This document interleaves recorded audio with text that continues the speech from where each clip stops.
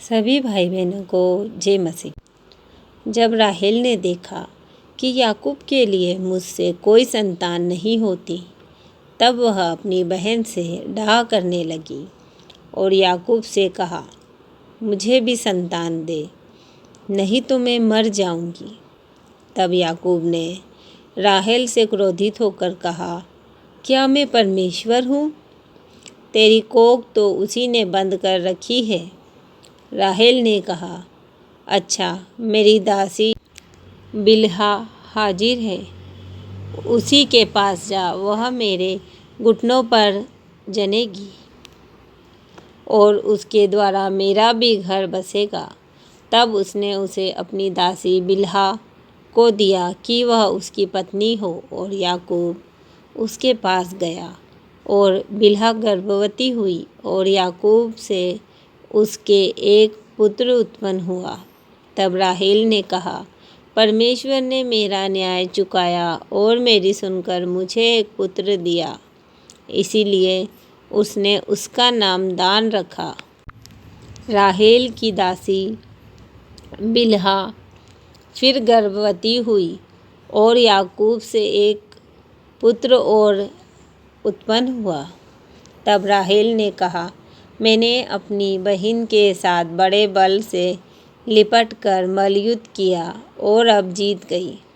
अतः उसने उसका नाम नप्ताली रखा। जब लिया ने देखा कि मैं जनने से रहित हो गई हूँ, तब उसने अपनी दासी जिल्पा को लेकर याकूब की पत्नी होने के लिए दे दिया, और लिया की दासी जिल्पा के भी याकूब से एक पुत्र उत्पन्न हुआ। तब लिया ने कहा, अहो भाग्य, इसीलिए उसने उसका नाम दाग रखा। फिर लिया की दासी जिल्पा के याकूब से एक और पुत्र उत्पन्न हुआ। तब लिया ने कहा, मैं धन्य हूँ, निश्चय स्त्रियाँ मुझे धन्य कहेगी। इसीलिए उसने उसका नाम आशेर रखा। गेहूं की कटनी के दिनों में रूबेन को मैदान में दूधा फल मिले और वह उनको अपनी माता लिया के पास ले गया। तब राहेल ने लिया से कहा, अपने पुत्र के दूधा फलों में से कुछ मुझे दे। उसने उससे कहा, तूने जो मेरे पति को ले लिया है, क्या यह छोटी बात है? तब क्या तू मेरे पुत्र के दूधा फल भी लेना चाहती है? राहेल ने कहा, अच्छा, तेरे पुत्र के दूधा फलों के बदले वह आज रात को तेरे संग सोएगा। सांझ को जब याकूब मैदान से आ रहा था, तब लिया उससे भेंट करने को निकली और कहा, तुझे मेरे ही पास आना होगा, क्योंकि मैंने अपने पुत्र के दूधा फल देकर तुझे सचमुच मोल लिया। तब वह उस रात को उसी के संग सोया। तब परमेश्वर ने लिया की सुनी और वह गर्भवती हुई और याकूब से उसके 5वां पुत्र उत्पन्न हुआ। तब लिया ने कहा, मैंने जो अपने पति को अपनी दासी दी, इसीलिए परमेश्वर ने मुझे मेरी मजदूरी दी है। इसीलिए उसने उसका नाम इस्साकार रखा। लिया फिर गर्भवती हुई और याकूब से उसके 6वां पुत्र उत्पन्न हुआ। तब लिया ने कहा, परमेश्वर ने मुझे अच्छा दान दिया है। अब की बार मेरा पति मेरे संग बना रहेगा, क्योंकि मेरे उससे 6 पुत्र उत्पन्न हो चुके हैं। इसीलिए उसने उसका नाम जबूलून रखा। तत्पश्चात उसके एक बेटी भी हुई और उसने उसका नाम दीना रखा। परमेश्वर ने राहेल की भी सुधि ली और उसकी सुनकर उसकी कोख खोली।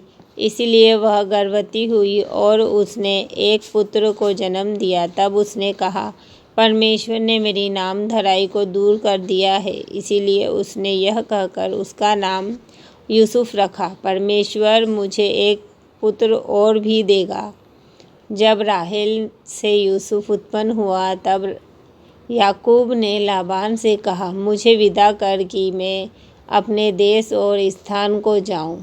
मेरी स्त्रियां और मेरे बच्चे जिनके लिए मैंने तेरी सेवा की है उन्हें मुझे दे कि मैं चला जाऊं। तू तो जानता है कि मैंने तेरी कैसी सेवा की है।